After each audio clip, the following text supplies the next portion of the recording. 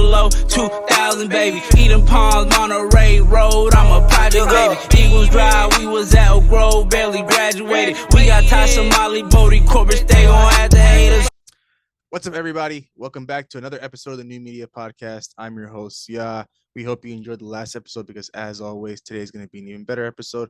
I got the whole crew with me. Everybody's in the house today. And, of course, today we're strictly going to be talking about hoops.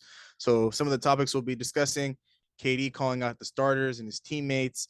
Are the Celtics the best team in the NBA? Are the Sacramento Kings for real this year? Are we ready to call Shai Gilgeous, SGA, a superstar? And does that mean the Oklahoma City Thunder as a franchise are pressured? Are they pressured to rebuild quickly with him on their roster? The Warriors and Klay Thompson struggles, Zach LaVine, the Bulls struggles, and we're going to wrap things up with our early All-Star candidates. Of course, before we jump into today's topics, temperature check. How's everybody doing? How's everybody feeling? Feeling good, man. Chilling, man. Same here, man. Can't complain, man. I'm ready to talk about some hoops. But of course, let's go ahead and jump right into it. KD calling out his teammates after the Brooklyn Nets suffered one of their worst losses of the season against Sacramento Kings. Kevin Durant sounded off on his teammates where he said some quotes: "When we're all playing like shit, you know the one person they're going to look at. That's why I requested a trade. Look at our starting lineup: Edmund Sumner, Royce O'Neal, Joe Harris, Claxton, and me. And it's not disrespect. But what are you expecting from that group? Do you expect us to win because I'm out there? I don't know, man. It's not a good look." You know, I kind of did my due diligence of reading the actual article, the Bleacher Report article, because it was centered around the trade request and his frustrations. Just I went through it out of fairness. I didn't want to be biased regarding this issue.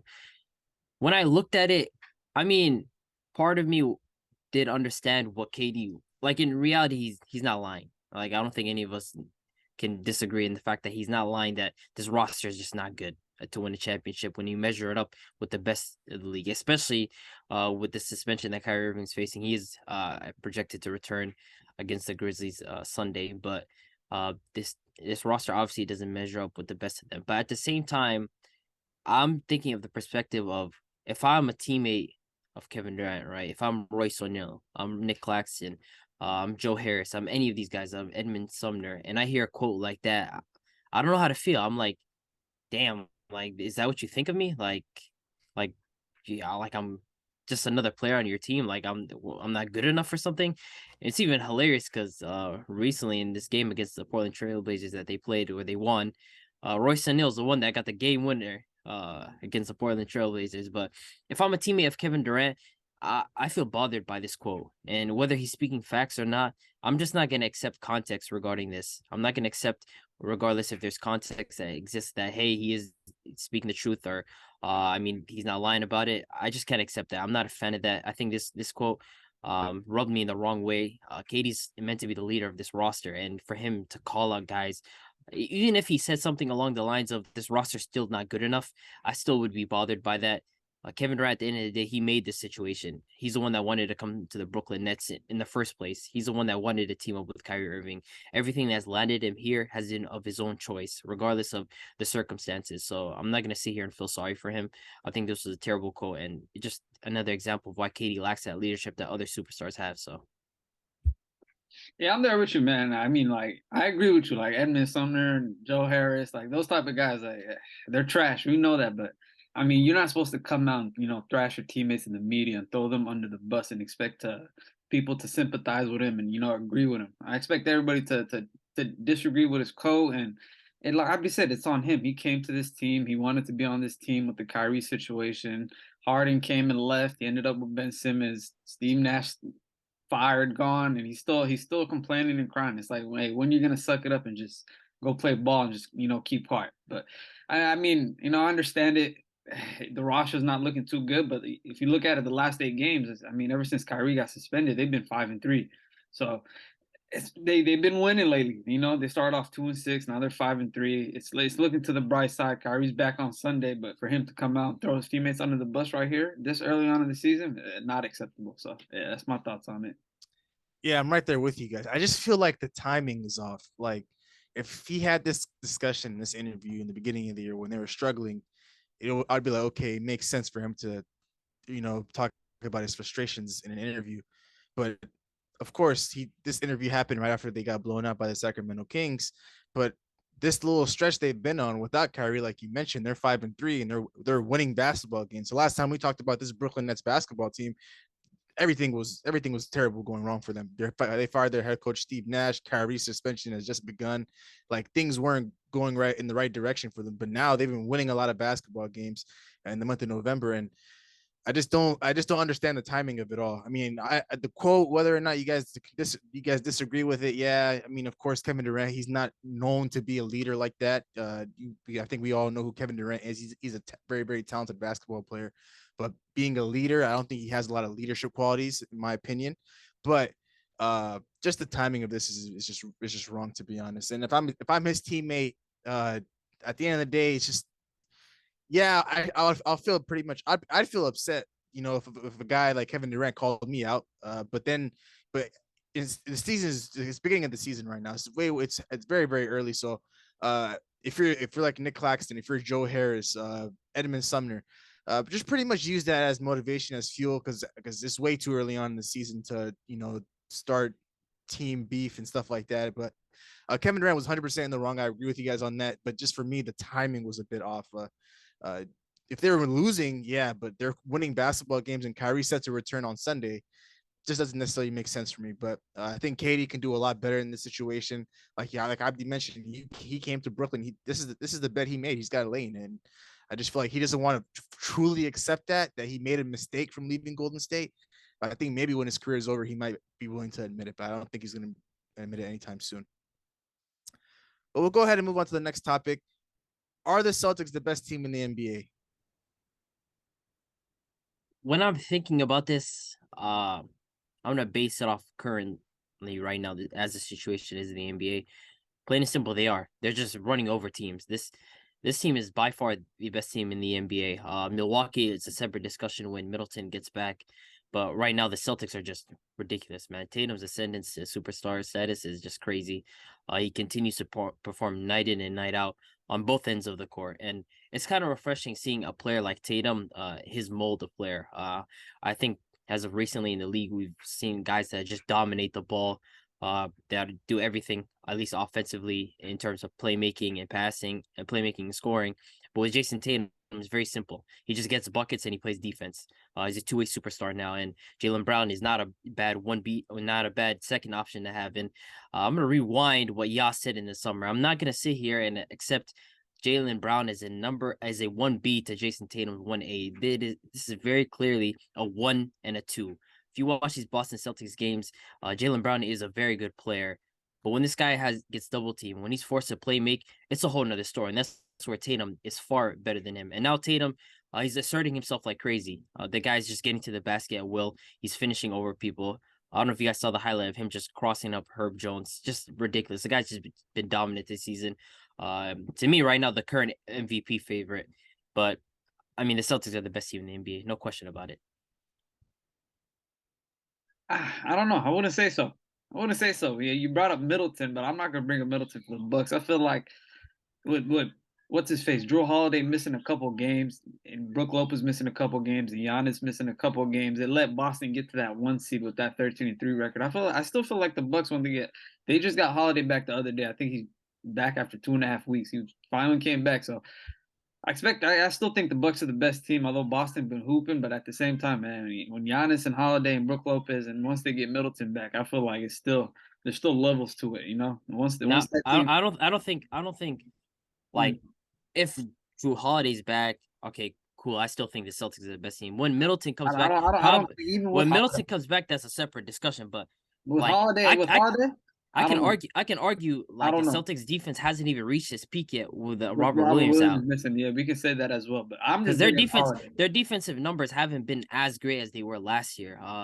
It's been a drop, but they've been the best, arguably top 1 or top 2 offense in the league. Defensively, they've been here and there. They haven't been what they were last year. So Marcus Smart's a fake defensive player of the year. yeah, Yeah, he needs to give that to Robert Williams. yeah, He's crazy. he's not holding it down like that. But I don't know, man. I still feel like the Bucks still the most complete team, even without Middleton. And you just put Holiday in there. I still think they're number one. I really still believe they're number one. You know, they had a couple. They did 2 games where they just sat most of their starters and they were resting early on in the year. So for me, it feels like even offensively from what they were the second half of last season, they've gone up even a level. No, Boston, but no, and especially due to Brogdon coming off the bench, he's a big piece, big offensive piece. Key contributor off the bench for the big time. So, but I'm gonna still rock with the Bucks, but we're gonna see though. It's only what 15 games into the season so far. Yeah, it's still a lot of time left. Yeah, I gotta admit, man. If I had to answer this question right now, I'd definitely say yes. The Boston Celtics are the best team. Just simply, it doesn't even matter. Like based on the record, based on injuries, we're talking about like being in form and being not number one right now. And they're sitting with a record of 13-3, but this is news to me. They're riding a 9-game win streak, and it's been a while since they lost.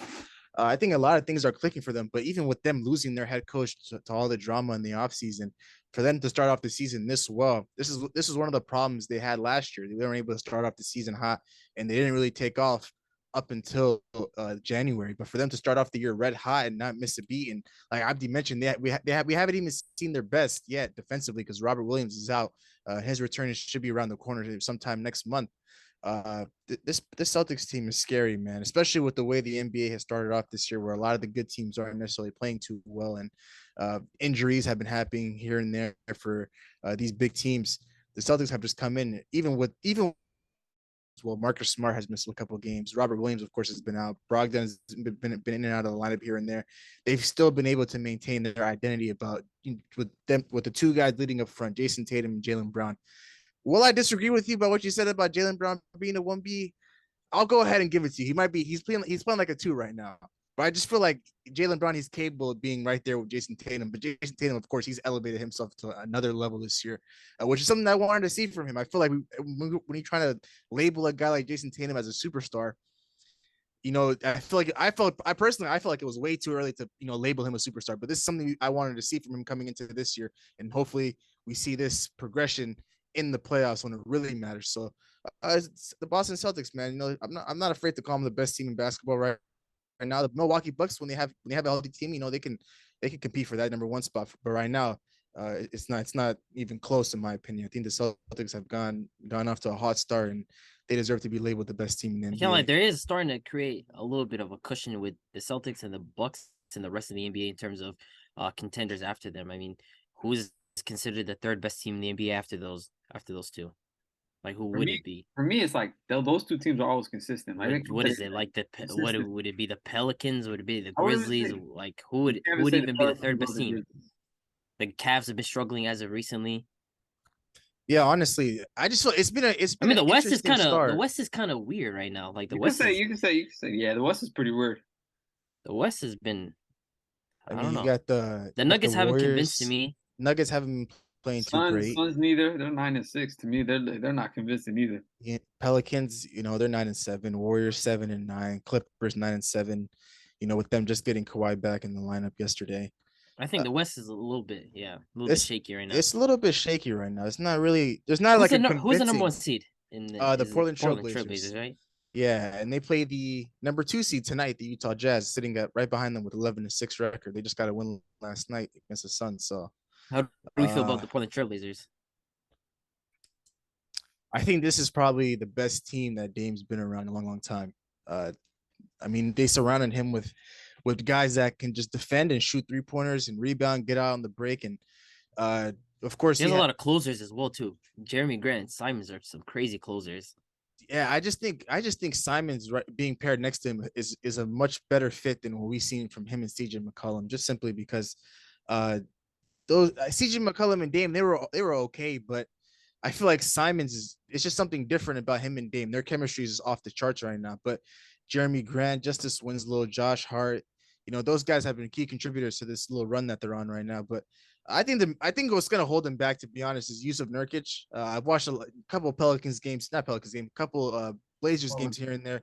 He's just not good anymore, man. I feel like they just need a rim protector, like a Like, ironically, a guy like Miles Turner would like slot in just perfectly for Every that time team. we bring up a ring protector, right? We always gotta throw No, him but out. like he's a good rim protector He is a regardless. good Like rim protector, but that's that's the really only all. There's person we know though. Like I don't. that's We never bring up anybody else. like it's either him or someone from the Spurs like Jakob Poeltl. That's a very good one that I feel like it would fit them well. Like a guy like actually, in fact, I think Poeltl would probably be better because he can do a better job of what Nurkic does. So that's someone that could slide On the in. Like they're offensive really end like a too. rim protector away from like doing damage. But Poto He's, can spread the yeah, floor for them too at the same yeah. time because So he he's got a jump nice. shot. I just think Nurkic, man, he's just not hitting, in my opinion. He's averaging a whooping 13 points, 10 boards. It's nothing too crazy. He used to be a beast offensively. I just feel like he just lost a step. And that's the big reason why why he was solid for them is because he had a great offensive touch. Like he used to be finishing a lot for this team, but I mean, we'll have to wait and see if they can get a rim protector or what their move is, or they just go forward with this team this season. I mean, but overall, this Blazers team, man, with the West being so wide open, they've taken advantage of the opportunity alongside the Utah Jazz as well. Damian Lillard, he was out for a couple weeks with that calf injury, and for them to steady the ship, and now he's back in the lineup, sitting at the record of 10-5 at the top of the West, it's not a bad spot. So, I think they're a really really good team, but they are some pieces away being true championship contenders in my opinion. But speaking of the team in the West, the Sacramento Kings have started out the month of November on a hot streak. I think they've won 5 straight. five straight, six out of the last 8 games, and they sit with a record of 8-6, number 7 in the West. Do we think they're a playing team, or are they for real this year? What do we think about the Sacramento Kings? I did say that they were a sneaky playing team. I did mention this. I said their offense was going to be fun, and their offense has been the best in the league. This is crazy. Like in every category you can think of, whether it's points or 3-point percentage or assist, offensive rating, any offensive stat you can think of, these guys are like number one in it. Like, or like at least number two at worst. They're just been ridiculous. De'Aaron Fox, we know how he is as a player. Someone who's gone under the radar a lot, and like he's been subject to this garbage narrative, probably the most laziest narrative in the NBA. Is that guys that are on losing teams, they're called stat patters. They're empty stats. Guys like him. We've seen Devin Booker. We've seen Trae Young, Shea before this season. A lot of guys just get this label of empty stats and stat patterns on losing teams, and then when they start winning, people act shocked that wow, these guys are talented. I mean, why didn't you watch them before? You know. But I mean, De'Aaron Fox, they've surrounded him with shooters. Kevin Herter, just amazing shooter. Malik Monk, Terrence Davis, and then Keegan Murray as well. And then Sabonis has just been amazing for them offensively. I was never too high on Sabonis as a player. I felt like a lot of his numbers weren't appealing to me in terms of at least defensively, he wasn't that solid. And I feel like he was clogging a lot of the paint for the Pacers at least. But he offensively, he's just been a force for this team. Pick and roll, handoffs, finishing, rebounding, just been incredible for them, and they've been killing teams in transition. So I'm fully sold on them offensively. I feel like defensively they still need to put the pieces together, and that's why they won't really do a lot of damage in terms of being a higher seed in this West team. But I feel like they can be a playing team for sure. Yeah, offensively, they surprised me a lot. I think they got 7 players averaging above double-digit points right now. That's a whole lot. You got two or three players on the bench averaging above 9 or 10 points, and that's pretty good for the team. You know, Coach Brown got this team rolling on offense. I think they're going to be a playing team. I do believe they're going to be a playing team. You know, Fox and Sabonis right now, that 1-2 duo, they're both cooking up. Especially Sabonis. Like we thought he was just going to be a same old backseat, like he did in Indiana, but really almost averaging a triple double. I think it's 17, 10, and how much assist? I'm not too sure. I think it's like 6 or 7. 6 or 7 for sure. Yeah, they're right. The offensive juggernaut. Like he's gonna, attack you on all points of the offense. And we don't got to speak about Fox. You know, they split him from Halliburton. Now they gave him the keys, and he's control of that team. He's one of the best players on that team. You can say one of the best point guards in the West right now. Hooping. So good for the Kings. I do believe they're going to be a playoff team, and then they just got to fix up a little bit on the defense. That's about it. Sacramento Kings, man, they play great basketball. I watched a couple of their games. They played the Warriors a couple of times, so I was able to catch a couple of those games. Am I sold on this team? Not necessarily. I think it's way too early to be calling this team a team that's like a for real playing contending team or even a playoff contender. Just simply because they have De'Aaron Fox, they have Sabonis, but the Western Conference right now, yes, they're capitalizing on the opportunity of of it being so wide open. But for them, they're gonna need to find some more scores. And I know they have a lot of scores right now. They have got a lot of guys over double-digit points that they're averaging. But I feel like when December rolls around, when January rolls around, there's a lot of those guys that are averaging double digits aren't going to be averaging double digits anymore. So I think it's going to come down to De'Aaron Fox and Sabonis, and I think their production. They're going to have to, take their game to another level. We see them playing at a high level now, early on in the season, but when December and January rolls around, those guys are going to have to play at an even higher level. But all the credit to Coach Brown, man, coming from the Warriors coaching staff tree. I mean, he's done a hell of a job at trying to get them to play at their own pace. Those guys are there are a lot of young guys on that team. So the one thing that he put emphasis on was the pace of the game. Like, dictate the pace and let other teams play at your pace, and don't lose the control when it comes to pace. So I think they've done a hell of a job at being able to, run the off. De'Aaron Fox has done a hell of a job being able to run the offense. He's, of course, he's able to score the basketball, but his facilitating game is something that I don't necessarily notice a lot, but I noticed this a lot this year. But it's good for the Kings, man. But I'm not too sold on them just yet to, consider them a team that's for real in the West. I just think it's way too early. But I think it's time we talk about this one player, man. SGA. This guy has started off the year red hot. A lot of games over 30 points, a lot of wins for his team. Are we ready to call SGA a superstar? I think the issue with this is, like, what's the definition of a superstar? What's the criteria for being a superstar? Is it a guy that's a top 5 player? Is it top 7, top 10? Superstar got to be top 5. I can't be nothing. Nah, seven. Nah, I don't know about 7. We have 7 superstars right now in the league. So is Jason Tatum a superstar? Not yet. He's border though. So I don't know about that. You can't put SGA. You cannot put. I don't know. Like, Jason Tatum had, like, I think Jason Tatum's absolutely a superstar. I mean, right now, yeah, you said you have 7, right? Name your 7. There's like 7 superstars. There's Steph, KD, Giannis, Jokic. 3, 4. That's 4. Embiid, 5. Luka Doncic, 6. LeBron, I guess. Yeah, and we're throwing LeBron there, so 7. There's 7 superstars in the league. I gotta take out LeBron and KD right now. I don't know. There's no way you believe Kevin Durant's not a superstar right now. I don't know.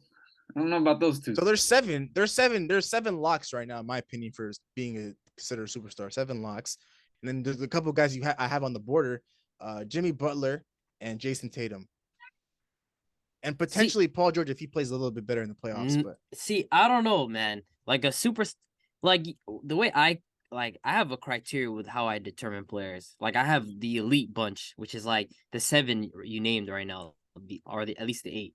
Then I have like the superstar category, and the reason why is I feel like there's a distinction between someone that's like a high level all-star and just like an all-star, if that makes sense. So like the next 4 guys after those 7 that you named would like be like guys like Jimmy Butler, Jason Tatum, Paul George. You can toss in Ja Morant, Trae Young, and Damian Lillard, like that bunch of guys. Then you have your higher level all-star guys where it's like, even you could throw Donovan Mitchell, but you guys see the issue with like the superstar, like where's the cutoff? Because I feel like the NBA now is too talented for us to cut off superstar at like 7 players. Like, I don't know. I agree with you. The league's got a lot of talent now, man. It's not like how it used to be back in the day. Like, I guess superstar would be a number 1 option, like on a like who would be a number 1 option on a championship team? I think that's what a superstar is. So, and there's really about 7 or 8 in this league then. Which is that's what I'm. So you're not calling SGA a superstar? He's a star, but like, as of right now, no.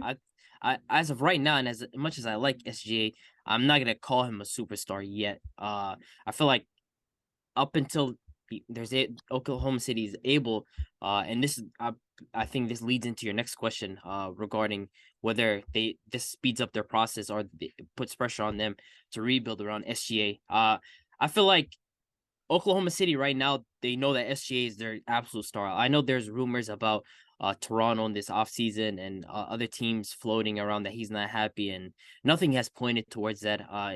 SGA looks clearly happy in Oklahoma City Thunder right now. And I feel like right now they have a direction where they want to end up. They know that they're getting Chet back next year, but at the same time, if they're able to string together some wins, maybe they might not get to the play-ins, but they're able to get 30 something plus wins. Maybe at the trade deadline, they're able to piece together I mean, these guys have a boatload of picks. We have to remember these guys have so many picks available to them. They have a cap space. They can do a lot. Who's to say that? And they have a bunch of young players. They can just pair a bunch of those players or put together some picks. Maybe get what's it called, a star, and then get it. They're obviously probably going to end up with a good draft pick, and they get Chet back next year. So I feel like Oklahoma City's timeline right now, I don't think there's a huge amount of pressure. I know Shea's 24, 25, and they still have time. That's just their franchise player. I don't think there's a tremendous amount of pressure on them. But just speaking about SGA, man, just exactly what I've been preaching. This guy is just an absolute stud of a player. Like every time I watch him, it feels like, and it's what you told me before. It's like, why don't teams double this guy more? It just doesn't make any sense. I watched him against, and people will tell you, oh, well, he was stat padding last season. If you watch him this season, this guy does it, and he keeps games close. That's the thing that I respect most about Shea is none of these games end up in blowouts where he's getting his numbers are. He's keeping these games close. We've seen the Celtics game where it was literally he dropped 37. We seen the other day against the Wizards, he had 42. I mean, this guy does it night in and night out, and he keeps the games closer.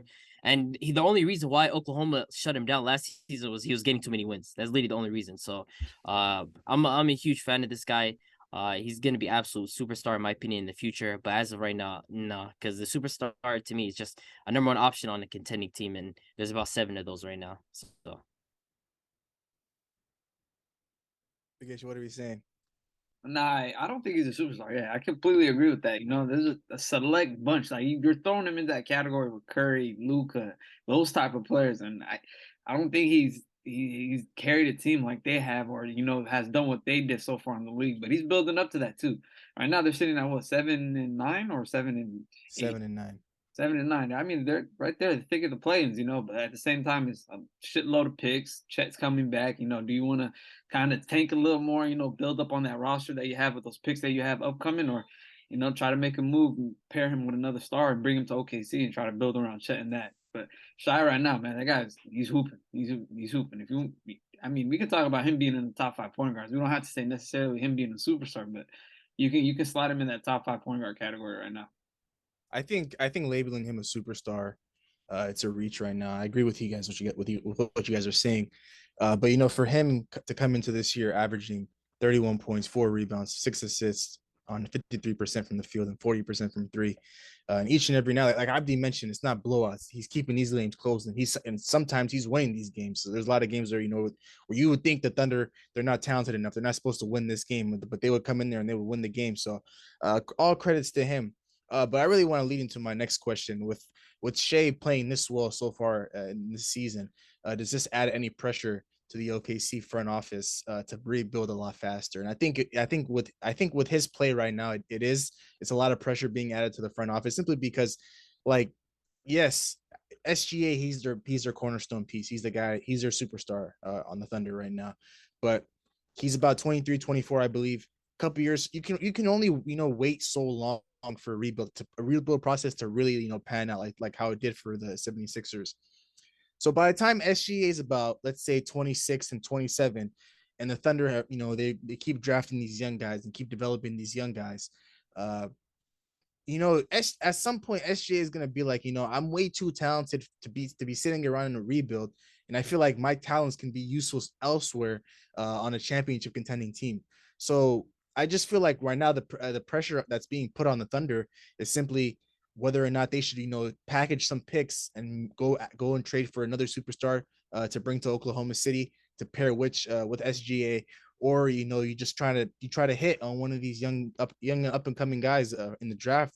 But we all know it's not easy hitting on young talent. That's just how it is in any league's draft, like the NFL, the NBA, the MLB. It's just for you to hit on a draft pick so early on, is things like that take time. It's like a project basically. It's going to take a couple of years for a player to develop, unless like they're like out of this world talent like Zion and the guys like John Morant and even Paulo this year. So SGA being a superstar, not necessarily. I think it's too early. But the pressure on the OKC front office, I think it's getting high. It's getting higher and higher each and every day with the way that he's playing. I feel like they're sitting with a record at 7-9 right now. It's early on in the year. I feel like at some point, even if Shea picks up the slightest injury, it could be like an ankle sprain. I think they're gonna sit him out for quite some time, pretty much towards the end of the year. If they're not competing for a playing spot and they're looking towards a draft, I don't think he's gonna be playing a lot of games this year simply because of course they have a lot of picks and they want to be high in the draft. So, but so far to start off the year, SGA, man, to say that he's playing like a superstar, I can go ahead and confidently say that. And I think we can all say the same. There's no way we can't. That's undeniable. But being a superstar right now, it's just too early in my opinion. But we'll go ahead and move on to the next topic. The Golden State Warriors, they continue to struggle. They are winless on the road. Right now, they sit with a record of 7-9. Like I said, they're undefeated at home. Actually, no, they're 6-1 at home, or 7-1 at home, I believe.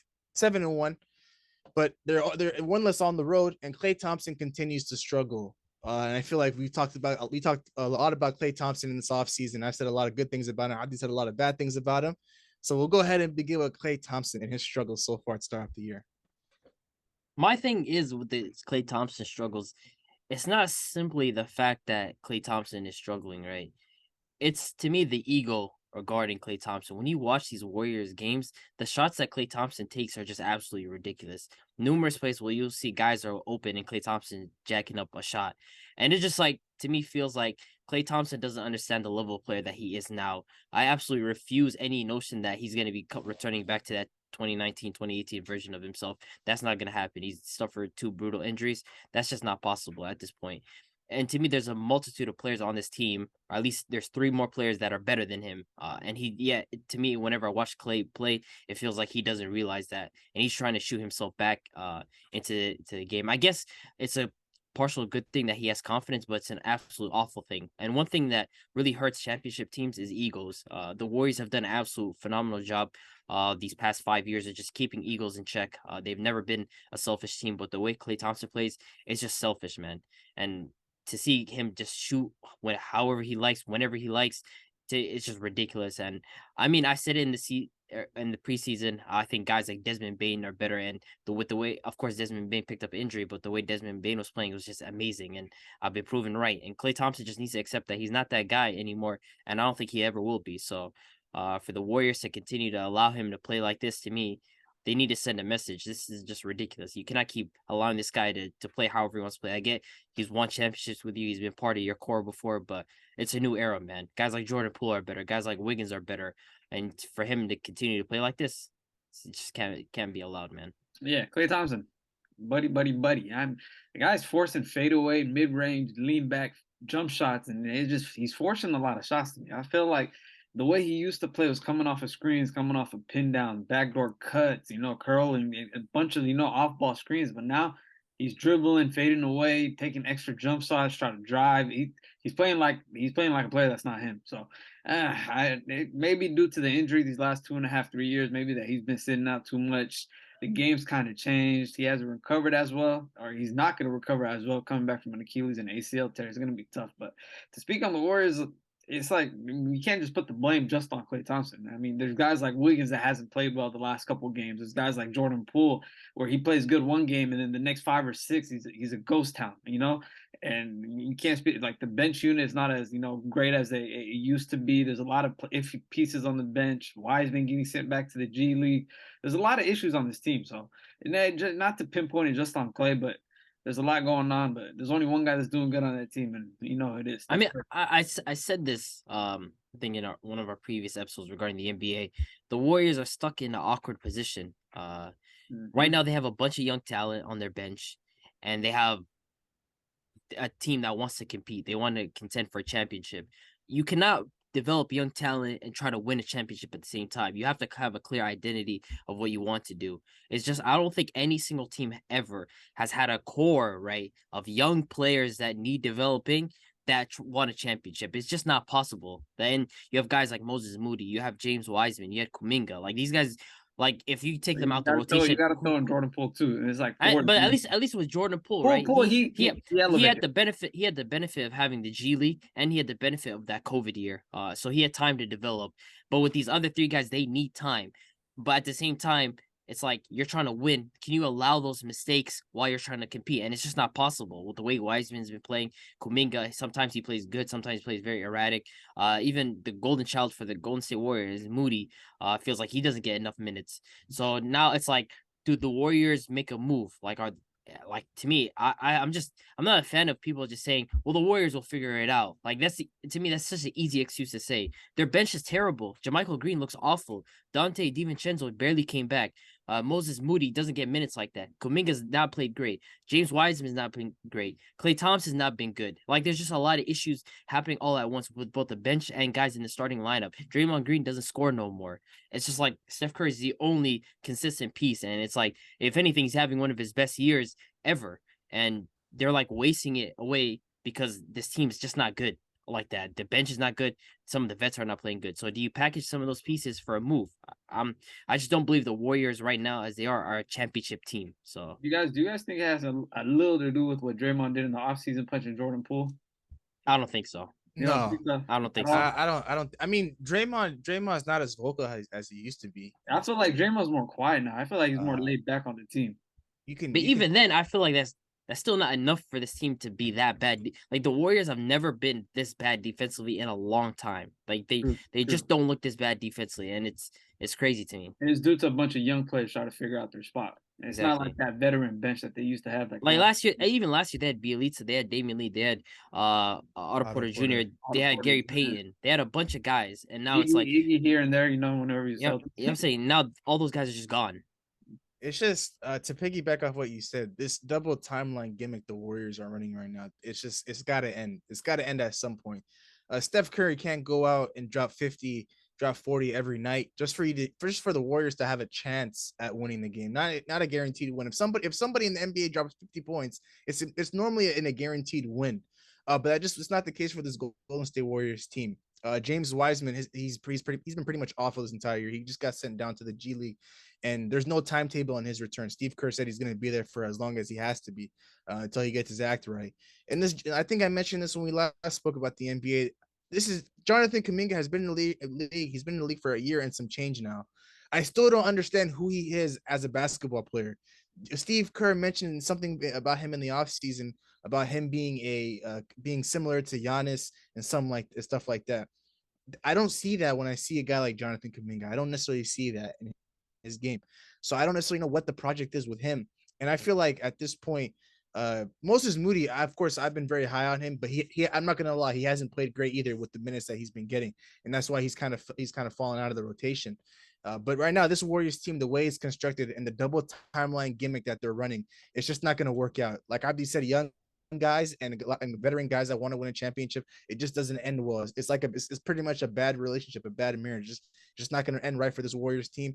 The depth that they got in the offseason, Dante DiVincenzo, I'll cut him some slack because he hasn't been playing. He's just coming back from a hamstring injury. JaMychal Green is god awful. There was the last game that they played against 2 games ago, actually, when they played the Phoenix Suns. This guy missed about like 3 or 4 point blank layups. He convinced me he's not a basketball player. And in my opinion, when I look at him, he looks like a Somali basketball player. I'm not even gonna lie, bro. When you see JaMychal Green, he reminds you of a Somali basketball player. But anyways, the Warriors, that's their problem. And there's rumors that they're trying to, they're eyeing Gary Trent, and I feel like that would be a great acquisition to this team. A guy that's a 3-and-D player that can slot right in. He's already a developed player. There's nothing more you can add to a guy like Gary Trent's game. But right now, this double timeline gimmick has to end at some point, and Bob Myers has to, make a move at the trade deadline because with the way Steph Curry's playing, there's not many years left. He's about to be 35 in March. Draymond Green's getting older. And talk about this guy, Klay Thompson. I feel like the problem with Klay Thompson, like Abdi said, it is his ego. He believes that he's one of the greatest shooters of all time. And yes, of course, we know Klay Thompson to be one of the greatest shooters of all time, alongside guys like Steph Curry, alongside guys like Ray Allen and Reggie Miller, right? But the thing is, it's good to be confident in yourself, but to shoot every time you touch the basketball, it's just not realistic. You've been in the Warriors system for a lot of years. It's pass first, it's pass then cut, it's pass and then cut. But for you to shoot the ball every time you touch it, you're tainting this beautiful offense that we all know with this Golden State Warriors team. We know how great the offense can be when it's pass and cut, and everybody's moving around. Even Steph Curry's running around, Jordan Poole doing, in the playoffs when they were doing a little spinneroonie thing, and they were getting buckets off that. When the Warriors are, free flowing, moving the ball around and running their free flowing offense, we know how great they can be. But Klay Thompson is holding them back, and I feel like the way Klay Thompson can, regain his confidence because of course he's like the league's punching bag alongside Kevin Durant. Every time Klay Thompson has a bad game on social media, you hear about it. In the media, you hear about it. Same way you do with Klay Thompson. Same way you do with Kevin Durant. The way Klay Thompson can overcome this, what for me personally would to be to come off the bench. I believe Jordan Poole would be a better start right now and this early on in the season than Klay Thompson, simply because when Jordan Poole's inserted into the starting lineup, we see the best out of him because he's running with the starting lineup guys like Steph Curry and Draymond Green and Andrew Wiggins, and he's not gonna, of course, Jordan Poole, the ball will stick with Jordan Poole, but he's able to, for him to be able to facilitate, it helps him out because that's what he can hold the ball. Klay Thompson is not really a facilitator, but Jordan Poole has a little bit of a bag there in terms of facilitating, so it's okay for the ball to stick with him, and he can shoot. And when you have guys like Steph on the floor and Wiggins on the other end, there's a lot of spacing on the floor, and Draymond Green's a facilitator as well, so he's getting Poole in the right spots. And every time that he's in the starting lineup, he steps up. He's always dropping 25, 26, 30 points. So for me, Klay Thompson, I think it would be best for him if he wants to chuck up all of these shots. Go ahead, but do that with the second unit when you have all the freedom and you're the best player on the second unit. When you're running with guys like Moses Moody and Dante DiVincenzo, Anthony Lamb, JaMychal Green. If you're running with those guys and you just want to get up a lot of shots, go for it. Do that with the second unit. But if you're gonna run in the starting lineup, you just can't shoot a reckless amount of jump shots. But I did see some progression with him in last night's game against the Knicks. There was a lot of spots where you would normally shoot the ball. He didn't necessarily shoot it. He pump fake, he'd pass it out. So I think JaMychal Green said it in his post-game interview last night. The Warriors had a talk and they discussed about the elephant in the room and what was going wrong for them. And I believe Klay Thompson was he was the topic of the discussion in that conversation. I would think he would be the topic of discussion in that situation. But the Warriors and Klay Thompson struggles, I don't think it'll last any longer. I think maybe sometime in December we'll see Klay Thompson return back to old, and this Warriors basketball team, they'll figure it out. But I do think it's lazy to say they'll figure it out just because they've done so many championships. They have so much experience of winning. Bob Myers has to do something about this double timeline, man. I'm seeing all these young guys and the way Steph Curry's playing right now, and for them to be winless on the road, that's unacceptable at this Warriors team, man. It just upsets me as just a basketball fan. It doesn't make any sense. But there's another guy I do want to get to. We can talk about Klay Thompson all we want, him struggling, but Zach LaVine, man. Zach LaVine and the Chicago Bulls. I think it's the Chicago Bulls. My Bulls are riding a 4 or 5 game losing streak. They just lost last night in the game they were supposed to win against Orlando Magic. We got to talk about Zach LaVine first, man. I feel like the idea of Zach LaVine and who he is as a player, it's nice. A guy that can get to the basket and, he's a high flyer. He can get to the rim. I think he's kind of lost that in his game. But correct me if I'm wrong. He's developed a nice jump shot, but he's fallen in love with that jump shot. It doesn't sit right with me personally. I said this when we talked about our standings. before we talked answer this question though. Does Zach what about Zach? I feel like his knee is cooked. I don't know. Even before the knee injury, he was falling in love with that idea for settling. I mean, the guy went from being one of the best volume shooting guards, in terms of just straight, forget shooting guards in general. After Steph Curry, this guy was putting up KD level efficiency from the field. He was getting to the basket 2 seasons ago, and then started dating back from last season, the second half. The guys looked like a shell of himself. Of course, there's criticisms about Zach LaVine's game that absolutely need to be pointed out. His IQ in terms of his passing is awful. He can't guard a cone. It's just not possible for him.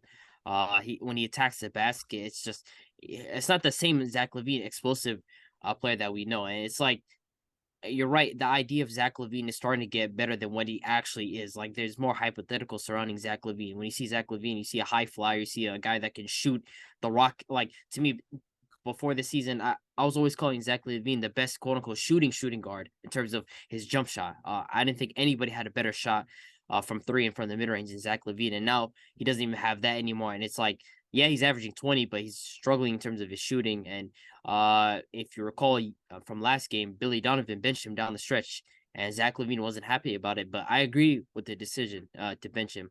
If you're not going to hit shots and you're not a good defender, why are you out there on the court? Why should you be out there on the court? There's no reason to. Zach LaVine got angry about the quote. He's saying, you play a guy like me down the stretch, but what is a guy like me now at this point for Zach LaVine?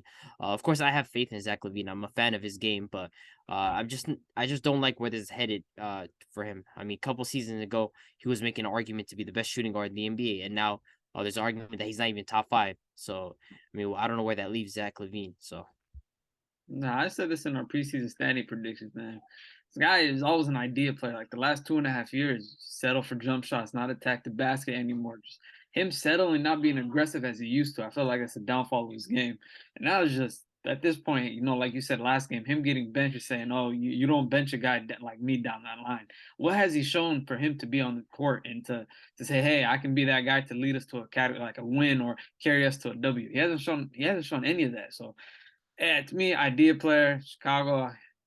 Sorry, I told you y'all was gonna be trash and down in the standings, and it's looking like that right now. So DeRozan averaging 25, but other than that, nobody else on your team has looked phenomenally well. Like Vucevic is the same old crap. To me, he's not a great defender. He's averaging 14 points, like 10 rebounds. It's whatever to me. But on the defensive side of the ball, you guys been looking like crap. So yeah, it's enough for me from the Bulls. Yeah, Zach LaVine, man.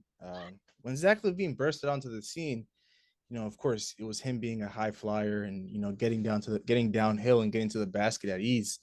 That's what really put him on the map. And I feel like with these injuries and stuff like that, he's kind of lost. He's lost that. And with the league changing and all that, being a jump shooting league, I understand why he would develop a jump shot. Of course, everybody gonna have to do that when the league is changing. And he did a great job at it. He was shooting 40% from 3 last year up until he got hurt, and he was an amazing shooter and an amazing scorer. But was that what put him on he doesn't do what will put him on the map anymore. He doesn't get downhill. He doesn't get to the basket. He doesn't, try to get to the line a lot. We know he can put pressure at the rim and put pressure on defenses, if he just simply attacks the basket.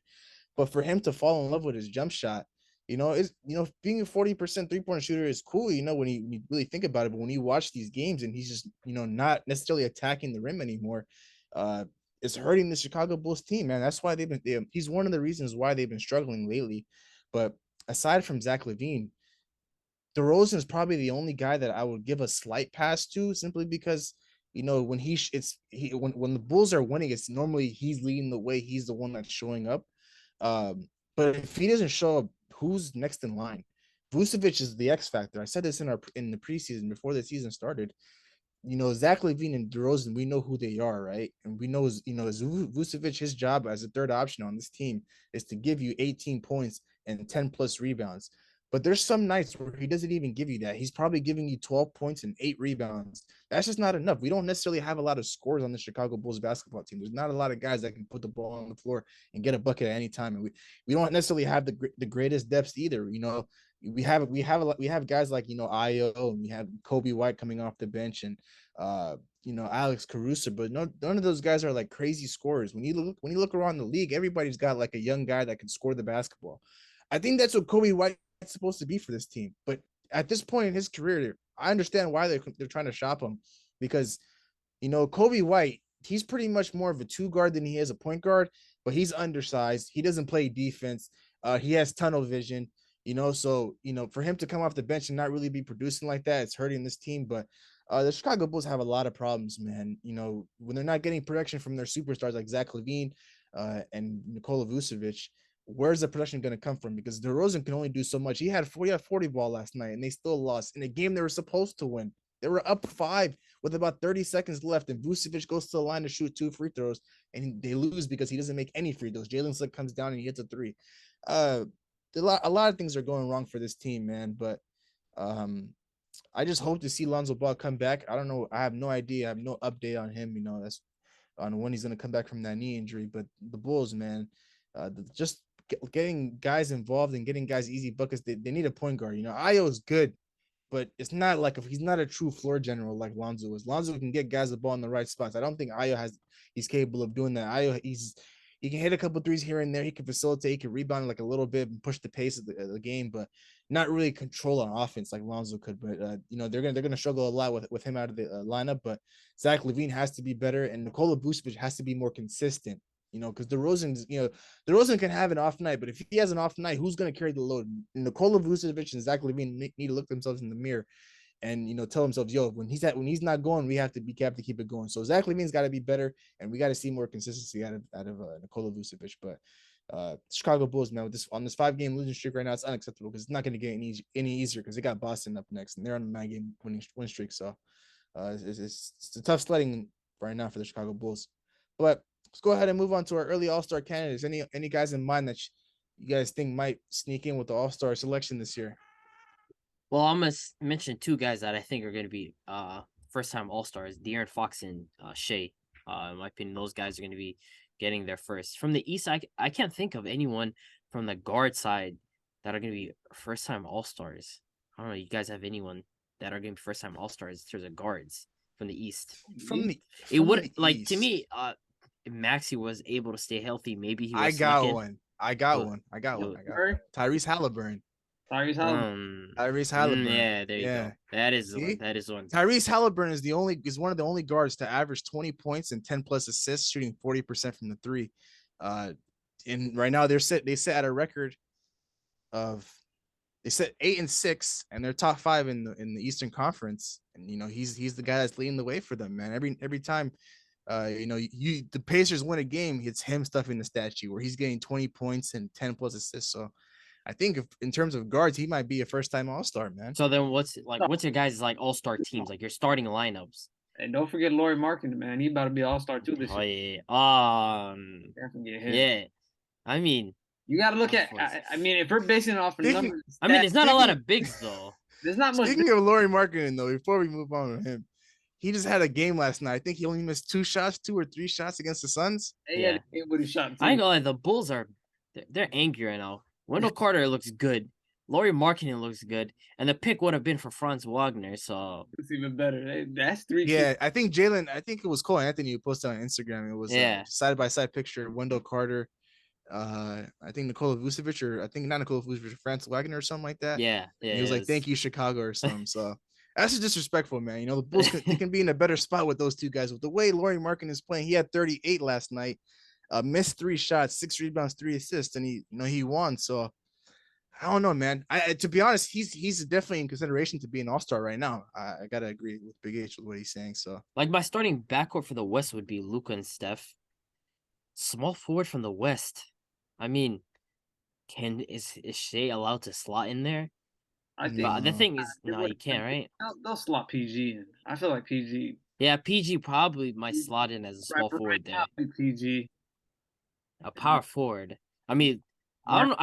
The thing is, I can't see Lauri Markkanen getting that many votes to start. Nah, I'm not putting Jokic in there. I'm not putting AD in there either. I mean, AD's been looking great, amazing. Recently. Are you crazy? You just say you're not putting AD in there? AD's looking great recently. Man. LeBron might be holding it. LeBron might be holding it back. 10. You're talking about AD's numbers looking good, bro. There's been some games recently. He looked. Bro, it's not translating to wins because you guys' roster is like damn near the worst roster in the NBA. AD. You know who actually? You know who just came to mind right now? That probably could have snuck into the All-Star game this year. LeBron on the Paulo. Scope. Oh, you got Paulo. Yeah, Paulo was on pace. So with the way even though the Orlando Magic they weren't winning any games, but for him, I think at some point he was averaging maybe 25 points. So that's actually a good one. That's the Eastern for the Eastern. So I guess Luka, Steph, PG. So then power forward. I'm not gonna lie, it might still be AD. No, it is AD. It is AD, right? Yeah, I still think it's AD and Markkanen right now, but yeah, I think Jokic is gonna start. So I think that's going to be like the starters for that team. How? I mean, he's still averaging like what 20 and like 8 or 28 and like 28 and 8 or something like that. Yeah, 29 and 8, 29 and 9 to be honest. 8.9 you see. assists. I don't know, man. Lauri Markkanen, man, best player on his team. It's right crazy. Well, Lauri Markkanen is not going to get any. Be serious, he's not getting any votes to start. We're based off right now. We're picking the All-Star team just off of us right now. Who we're picking? No, we don't necessarily have to predict like a starting lineup. Just candidates right now. Who do you think will make the All-Star game in terms of starting and stuff like that? So the five I named plus Lauri Markkinen, I think are gonna make it. I think Devin Booker is gonna make it as well. Dame's probably gonna make it as well. Dame will make it. Dame, I already mentioned PG. they're probably throwing LeBron. Yeah, you can't. LeBron's not. Surprisingly, nobody from the Pelicans like wows me. So they haven't wowed me so far. You know, they said with a record of 9-7 at the 8th seed, but like it's like maybe one of them might get in. Can't forget I think one of them. Yeah, Ja's gonna get in. Yeah, as Ja will make it.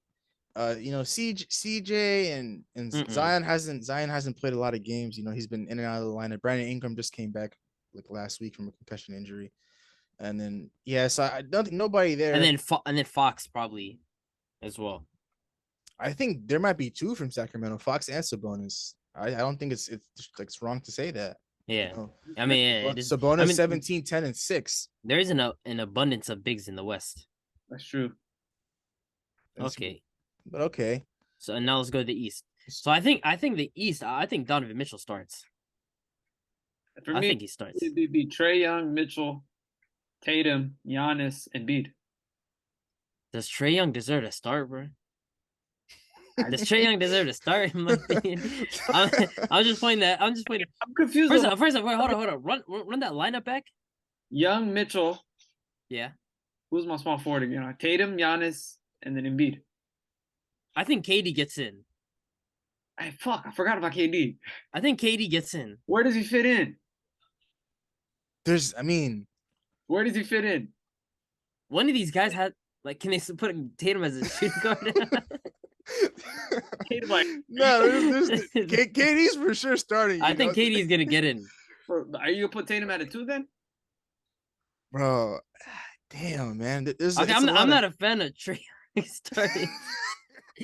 The guy's shooting like 37% from the field, man. There's no point guards in the East, bro. Like, I can't lie. He's been Trae Young. He hasn't looked the greatest this year, man. But aside from him, just even the Cavaliers, we didn't even mention him, today. But before last night, they were riding like a 5-6 game losing streak, man. And some of the things we pointed out, their backcourt, not being able to defend.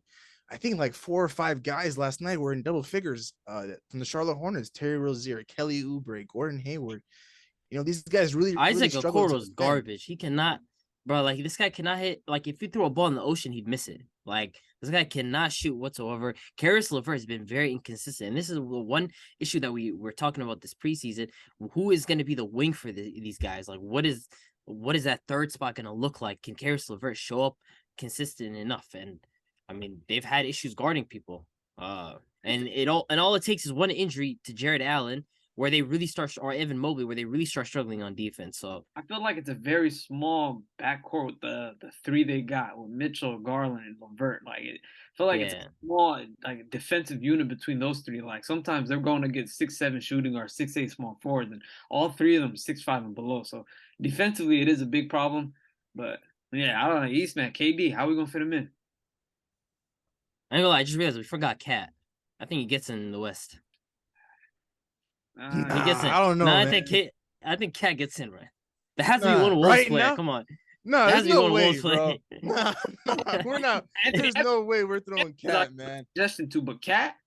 No, I'm not having Anthony Edwards. No, I'm not. If you're not having Cat, I'm not having Anthony Edwards. Yeah, no way. Oh, they both can sit out because I'm not letting Cat. Yeah, I'm being fair. Okay, how about this one? I got an interesting one from the East. What about Porzingis? That's a good one. Does Porzingis get in for the East? You got Embiid, you got Giannis. That's your 2 bigs, right? All right. You got KD. That's another forward. Yeah, Tatum. That's another forward. I really think Porzingis might, like, if he continues to play at this level, like he's an all-star to me. He's playing like an all-star. You got those 4 Mitchell. Yeah, those 4 Mitchell. Trae Young's gonna make it. Jaylen Brown's gonna make it. I think Darius Garland probably ends up making it as well. Garland's probably going to make it as well. Dude, did you guys mention DeRozan? DeRozan. Yeah, he's gonna make it. DeRozan's making it. We probably won't have 2 All-Stars like we did last year, but he's making one guy that I think like he would have had an argument to start with the way he started off the season would have been Siakam. The way he started off the season, he was playing amazing, but Got hurt though, right? He's been yeah, out. he Yeah, got he's hurt. done. He's He's been done out. with injury. He's But been out for a while. to get back to your guy Kristaps Porzingis, I mean, he's averaging 21, 8, shooting 48% from the field, 38% from three.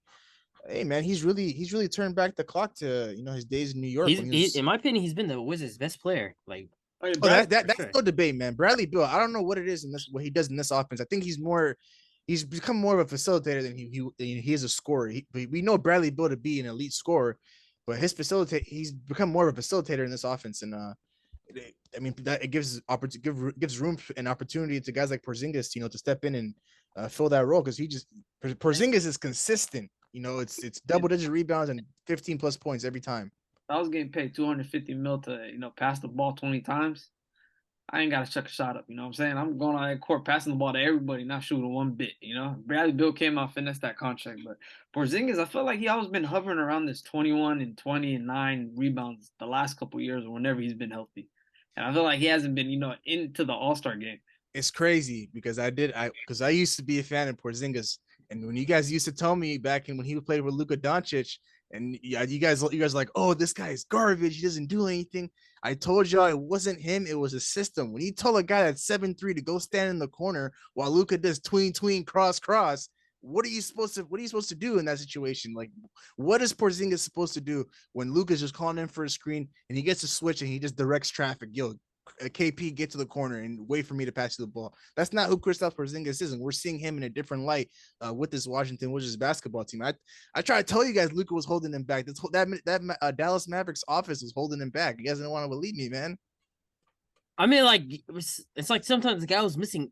Like Luka creates a ton of easy shots for everybody in that offense. So like if you're missing shots and like sure cool, it's easy to say the system, but the guy was missing shots that he's supposed to be making. And of course I feel like he's been dealing with a lot of injuries previously. There's a period of time where he went through, like, even after the Knicks, he tore his knee. I feel like even with the Mavericks, there's times where he's dealing with injuries, and now like he gets to be the number one option on this Wizards team, really, instead of Bradley Beal. Of course, Bradley Beal in the fourth quarter he tends to get the ball a little bit more, but Porzingis, I mean, he's been playing great this year. I can't hate the guy's been looking amazing. I think he gets in as an all-star if he continues his pace. I agree with that. I don't know. I want to say my guy Jimmy Butler, but the issue is Jimmy Butler regular season. This guy's just a troll, man. This guy's not a real regular season player. He's averaging like 20, I think. So I don't know if he gets it. Bam is probably going to end up getting in, if anything. He's been like our anchor, like been our best player this season so far, even when we've been struggling. So, like, if there's anyone to make it from Miami Heat, it's probably going to be him. I mean, I don't know. As of late, Jimmy Butler has been he's turned into a facilitator, man. Where he's over 5-6 assists a game. And we know he can score, but I didn't know he could facilitate like that. Does anybody from the Knicks get in? Anybody? Ain't no from the Knicks get in. What? I don't know, man. No, I want to stop. No, let me. Thank you for bringing up the Knicks. Thank you for bringing up the Knicks. I want you to speak about RJ Barrett. You got onto me last year about RJ Barrett when I was on to him early part of the season, where I said, "Yo, what's wrong with this guy's shooting splits? These are garbage. What the hell is this?" And now look at I kid you not. Search up RJ Barrett's recent stats and look at the shooting splits. They're disgusting. They're downright filthy. And I get like when I was bringing up this guy's name in the Maxey and Simons and Hero and Poole discussions, I was told, "Oh, he's above and beyond them. Like you can't even put him in the class." There's a reason why he got pretty much the same range of money as Tyler Hero did, because this guy's just a shot chucker. He really is. He attacks the best. He's not a great finisher. He takes the worst shots, and I'm not gonna blame the spacing for this next roster. They went out and got Jalen Brunson to be their point guard and facilitate for guys. And this guy RJ Barrett's looked trash. It's like he's looked downright garbage. And like I'm gonna look at his shooting splits right now. Like I'm tired of this RJ Barrett gas. Like he needs to be called out. Crazy. It's been horrible. I think they said his 19 threes. It was like 0-19. Like his he hit one last night, man. I was watching that game. You sent that tweet, and I saw the tweet, and next thing you know, he hits 3 against the Warriors. But I don't know, man. I can't defend this. He's playing pretty much terrible. He started off the year well. He had games over 18 plus points, and he was rebounding the ball well. He was facilitating the ball well, and he was shooting the ball well. But Ever since that game against OKC, it's just been pretty much downhill, and he hasn't been shooting the ball. But it's a long season, man. Everybody 6 for goes. 19, 4 for 18, 5 for 18, 2 for 10. Good God, man. Everybody goes through a tough stretch, man. You know, I mean, I was trying to figure out what was going on with him. And, you know, I tried to search on Twitter. I couldn't find necessarily anything. You know, somebody said he was dealing with some sort of illness. Yeah, But they always do that, man. Like, he's dealing with some. Something's up with him. Like, yeah, you know, when somebody's playing Like, that how bad, about just being trash? Like, maybe that's what's up with him. seen the guy get clamped by Patty Mills in real life. Like, he couldn't blow by him. He couldn't do anything to him. And when he did get to the basket, bro, like, he hit under the rim on the layup. And I was Like, just his finishing is terrible. His finishing is not good. and I expected, like, yo, I thought he was a good finisher, but it's bad. Like, every time, and he only knows one hand, it's the left hand. Come on now, bro. You got to add something else to your game. Hey, he'll be better, man. When we come back here in a couple of weeks and he's playing a lot better, there'll be a different discussion about him. But as of right now, of course, I can't support his play. But outside of him, I don't think. I mean, nobody from the Knicks is playing well. You know, Brunson's doing his thing. I'll say he's been Brunson's actually consistent. like been doing. You know? He's been consistent. You know, But, 20 and 7. That's what he's giving you. Jalen, you know, Julius Randle. What did he average? Julius when he Randle made the has playoffs? not been. As his highs, 20, I think he was 20. He was averaging like 24. Like, I'm not gonna lie, Julius has not been bad this year. Like, I think he's been solid for the most part. But like the thing is, this Knicks team is just like a bunch of. You have a 19-point scorer in Jalen Brunson. You have a 19-point scorer in Julius Randle, and then you have like RJ Barrett playing terrible as it is. And it's like this team, like, I still don't. I don't know. Like, you can call Danny Ainge a genius with what he did with Lauri Markkanen, but he couldn't have predicted this. I still feel like getting Donovan Mitchell would have been the perfect situation for this team. Like, this would have set them up perfectly. They would have given up RJ Barrett, Obi Toppin, and I believe Mitchell Robinson some picks, and they would have gotten Donovan Mitchell back. This Knicks team is in need of a superstar. They have a bunch of third, second options playing above their level. Jalen Brunson is a very solid point guard. I think he's like an all-star talent type of point guard. I truly believe that, but he cannot be that guy for this team. Julius Randle, obviously, we've seen him in the playoffs. And then, of course, RJ Barrett, with the way he's playing, he was supposed to be this franchise player for this team, and he clearly is not showing it. And if they had gotten Donovan Mitchell, everything would have been cured with this team. But I feel like right now they're in basketball purgatory, and that's the worst thing to be, where you're not bad enough to tank and you're not good enough to win. And that's the worst position to be in for this Knicks team. The Knicks always been that team the last 20 years. They've always been middle of the pack, you know, never in a position to win, but never in a position to really get that number one pick. They're just mid. This team is mid.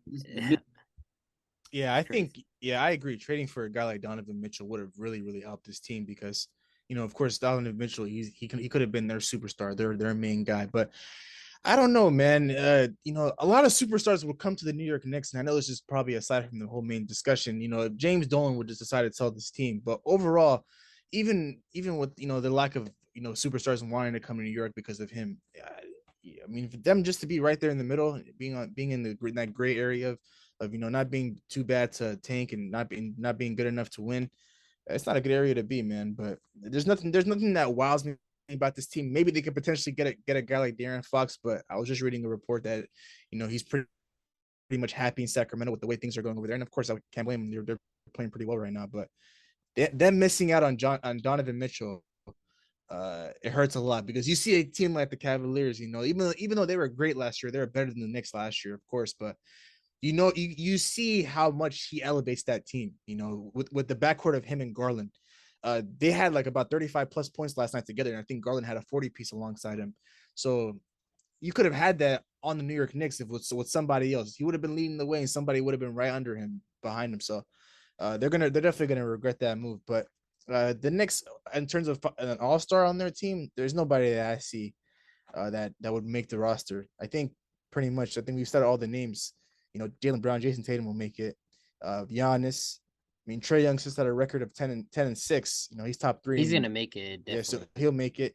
The backcourt of Donovan Mitchell and Darius Garland will make it. Does DeJounte Murray make it? No, I don't think so. It's kind of like he's averaging 20 and 6, 21, 6 and 7, pretty much similar to what he was kind of averaging last year in San Antonio. It's kind of, I feel like with DeJounte Murray is kind of like what the situation in Chicago is with DeMar DeRozan making it, and, you know, Zach LaVine being second.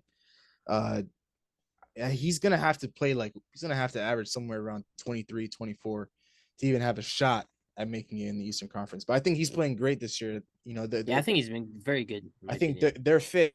It's not really a problem. He provides. Trae Young needs to just play better, man. Yeah, it's been pretty much him. I can't even lie. Trae Young hasn't really wowed me. Trae Young we know what he's capable of, but he hasn't even played up to that standard. But DeJounte Murray is just simply who he is. He's a great mid-range shooter. He can rebound the ball. He can facilitate the ball. He can play defense. That's exactly what he's bringing to this team. He joined the Hawks and he hasn't skipped a beat. It's Trae Young who's having trouble trying to adjust to this new fit with him and DeJounte. But it's still early on in the year. And I think they'll be able to figure it out. But does DeJounte Murray make it? I don't think so. I don't think he makes it. And then we go down, of course, Garland. What about when Kyrie gets back? Kyrie would have to average like 28 points, and the Nets would have to I think he's already averaging 27 right now. Correct. I think with Kyrie returning on Sunday, I think he'd have to average. They'd have to win games because, of course, he's gonna put up points. He's a second option on that team behind Kevin Durant, but I think he'll end up making it because the Brooklyn Nets record will be a lot better than it is right now. I mean, Ben Simmons might even make it. You're hilarious, man. This guy just say Ben Simmons. You're hilarious. No. Hilarious, man. I was trolling with that one, but hey, you guys gotta admit, man, he's been playing a lot better these last couple of games. Recently, these last couple of games, he's been playing better. He's starting to play at his own pace. He's starting to rebound. He's starting to facilitate. He's starting to look to score a little bit more inside the paint area. Of course, he's never going to shoot a 3-pointer. When you should never expect that with Ben Simmons, but it's good to see him play better. But definitely one guy that I got from the Eastern Conference that might make the All-Star this year. Now label him an All-Star right now, Tyrese Halliburton. And then from the Western Conference, I'm gonna go with the safe one. I'll go with Shea. Nobody else has really pretty much played better. I mean, we can go with the easy route with Lauri Markkanen as well, but other than those three guys, Shea, Lauri Markkanen, and Tyrese Halliburton, first time All-Stars. Those guys will be my first time All-Stars for this upcoming season so far right now. But that pretty much wraps up our NBA episode. Any final words before we close things out? See y'all in 2 weeks, man. We're gonna have the same discussion about Klay. I don't think so, man. But the table with Klay Thompson again shooting 30. We're gonna be saying the same thing about Klay. Will we be saying the same thing about the Warriors as the team though? I don't know, man.